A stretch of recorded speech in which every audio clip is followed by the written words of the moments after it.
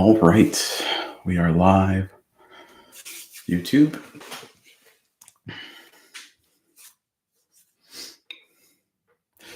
Good morning, everybody. Welcome to the PT on Ice Daily Show. It is the best day of the week. It is Friday, aka Fitness Athlete Friday. Guillermo Contreras here from the Fitness Athlete Teaching Team, looking to talk all things strength, getting strong, and how you cannot go wrong getting strong. This topic comes from an article recently released by the Journal of Strength and Conditioning Research, titled The Influence of Strength and Power on Muscle Endurance Test Performance. This is a topic that we probably get into pretty often with our fitness athlete individuals, especially the ones that might come to us with pain with a lot of volume, using moderate loads and trying to not get hurt with them, or trying to get through a workout or a METCON that has a moderate load in it, whether it be a lot of squatting, a lot of thrusters, even like a lot of wall balls. It's only a 20 or 30 pound wall ball, but it can be something that can cause issues for these individuals. And what we want to really get out of this by the end of it is I want you to really understand that in the end, the individual that is stronger will have a greater resilience, a greater barrier to injury and pain than those athletes who might not so much have that strength. As well as overall fitness will be a little bit better for those individuals who are actually stronger as well. They have a greater baseline foundation for a lot of the things that they do, whether it be squatting, deadlifting, power cleans, power snatches, a lot of wall balls, box jumps, anything across that realm. The stronger the individual is, there's a chance that their endurance might benefit in some way. So let's dive into it. What did this study look like? Again, small sample size here, but what we see in this study is that 14 firefighters, so just 14 individuals that they took, they had them train their normal routine. Then 3 days after that final training day, they had these firefighters, these 14 individuals, perform what they call a progressive resistance test, which for the sake of this episode of PT on Ice, we're just going to call a 1 rep max test. They had them work up to a heavy single as best they could, or if they could not hit that heavy single, they went for a 2 or 3 rep max and then calculated a 1 repetition max from that heaviest load that they were able to perform. From there, they took 48 hours off and they kind of standardized, hey, no training your upper body. And sorry, this was a bench press. So they did a 1 rep max bench press, which of course is one of the best lifts there is out there for testing true strength. But be that as it may, 48 hours later, they had these individuals then perform what we essentially in the CrossFit realm call a AMRAP. So they took all these individuals, these 14 firefighters, 3 days off from training, come in, have a breakfast, whatever, eat however you normally would, come in, do a 1 rep max test. 48 hours later, hey, we're going to retest, but this time what we're going to do is we're going to take 40 kilograms or approximately 88 pounds, and you're going to do as many reps as possible at 88 pounds in 40 seconds. So an AMRAP 40 seconds at 88 pounds or 40 kilograms. They had a standardized warm-up. Everyone did the same warm-up. Everyone had the same build-up. And then it was 3, 2, 1, go, as many reps as you can do in 88 seconds.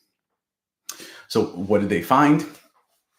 What they found were that those individuals out of the 14, right, again, small sample size, but again, this is a nice starting point where we can see some of the things we talk a lot about in the fitness athlete curriculum, is that those individuals that had a higher progressive resistance test number, so a higher 1 rep max or calculated 1 rep max, had a greater performance in the 40-second AMRAP 88-pound bench press.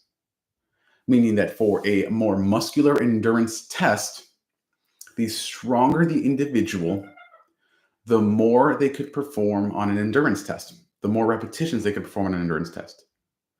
Essentially saying, hey, if my 1 rep max is 200, 300 pounds, the lesser than 40% of that 1 rep max a weight is, the easier it is for me to perform it.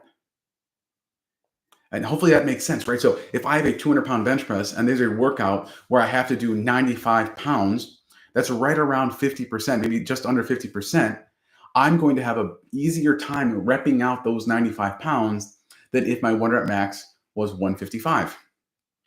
And in the study, what they essentially said, and I'm just going to read it verbatim here, was that as the ability to repeatedly apply submaximal force as a requirement of a firefighter and other occupations/sports, here we're talking about fitness athletes, the current research suggests that the initial goal of a training program to enhance muscular endurance should be to increase maximum strength to a point that the specific load being lifted during repeated actions is less than 40% of the individual's 1 rep max. Subsequent training should then focus on maintaining maximal strength levels and improving local muscular endurance in the specific task, i.e., let's get strong first and then focus in on that muscular endurance while trying to maintain those maximal strength levels. So in essence, if you have fitness athletes who are coming to you saying like, hey, my back hurts, my hip hurts when I'm doing a lot of volume of like moderate loads in a workout, or I just can't keep up, right? Let's say you are already in that realm. You are the go-to individual for fitness athletes in your city, in your area, and you have an athlete coming to you saying, I can, in the CrossFit Open, I always get wrecked by anything where we're doing 135, 155, those moderate loads, and I just can't keep up. It just gasses me. It's so hard to do. The answer is not to say, let's do a lot more volume. Let's work on the endurance of your legs doing 135-pound front squats or thrusters or back squats or whatever it may be. The answer might actually be, hey, what is your front squat? Like, ask that question. What is your front squat? What is your back squat?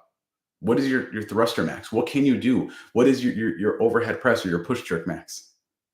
Finding those maximal strength numbers and then saying, you know what, the reason why is your max is around here.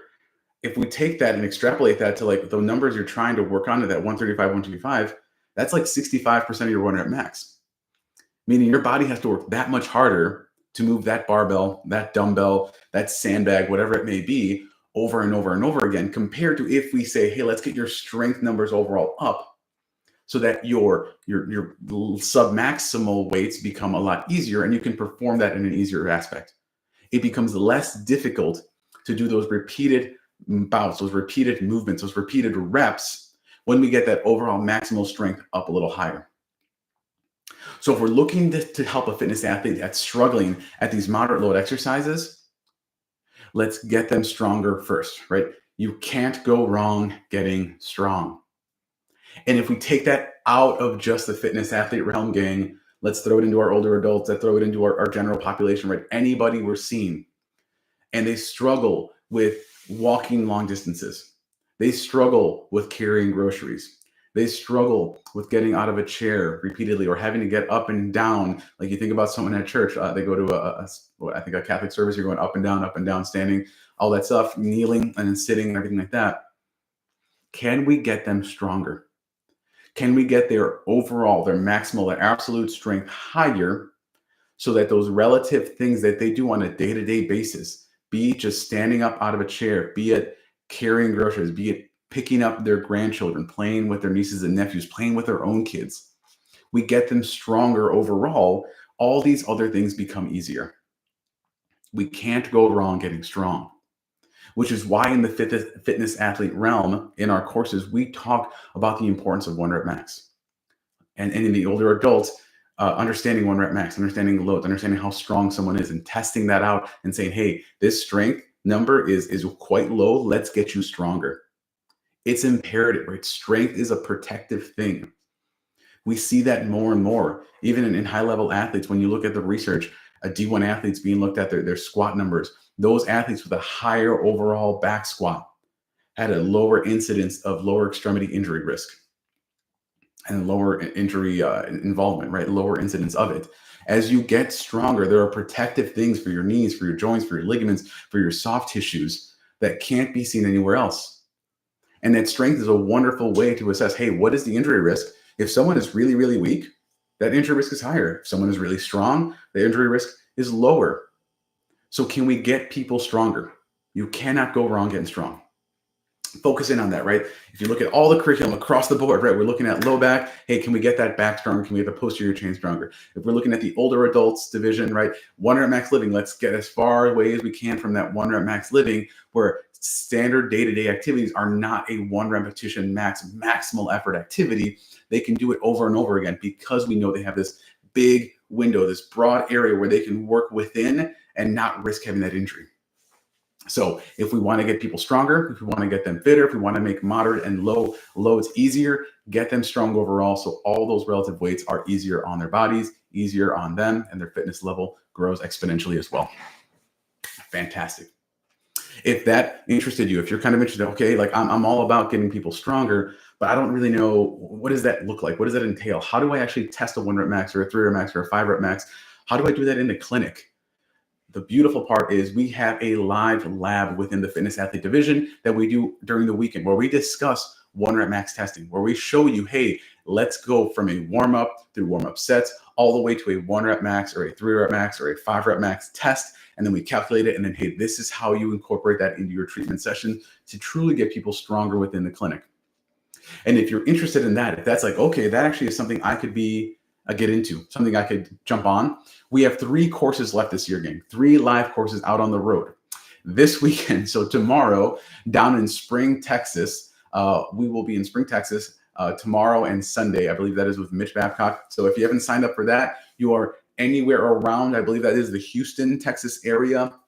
You want to do a little 4-hour road trip, 5-hour road trip if you live somewhere in Texas and you have not taken a live course, highly recommend signing up right now and getting there tomorrow if you can. But if that's a little too short notice, you live in the Midwest, you live anywhere in Chicago, Wisconsin,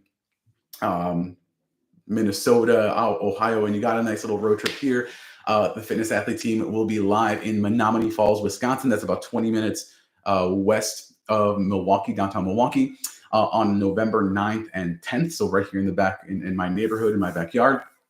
And then the last one of the year will be in St. Petersburg, Florida, on December 7th and 8th. So if you live in the Midwest, you live somewhere with a lot of snow and a lot of cold, you want to get away for a weekend and take an awesome live Con Ed course where you learn all about getting people strong, getting people fitter, and utilizing aspects of the squat, the deadlift, the press, the pull-up, and even a small introduction to the Olympic lifts. St. Petersburg, Florida on December 7th and 8th. That's where we'll be. If you are looking to learn online, not looking to travel or do a live weekend, we have our Essential Foundations, our next online level 1 course starting up on October 14th. So about 2 weeks out from that. And if you have already taken the level 1, maybe you've already taken the live, or you're really interested in like getting really deep into this fitness athlete realm, being the go-to provider and understanding how to work with these individuals, and you've already taken level 1 and live, or you've just taken the level 1, we have a cohort of level 2. There's only 2 per year. And then the next one is going to start up on January 26th. So they're going through it right now. I think they're almost done with this current cohort.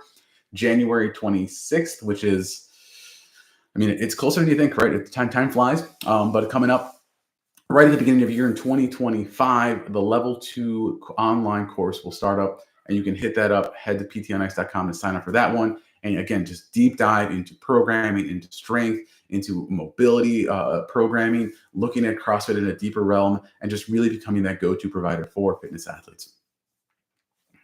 Thank you so much, gang, for tuning in. Again, remember, if you're struggling with individuals who are struggling with pain, get their pain down. Once their pain is down, let's go ahead and focus on getting people truly strong, figure out their heavy weights, figure out what they can do, get that strength up, build it up, because we know a stronger individual is going to have more of a buffer for pain and injury. A stronger individual is going to be able to do more work in less time because relative weights become easier for them. You cannot go wrong getting strong. Have a wonderful weekend, gang. Thank you for tuning in to the PTNI's Daily Show, and we will see you next on Monday morning.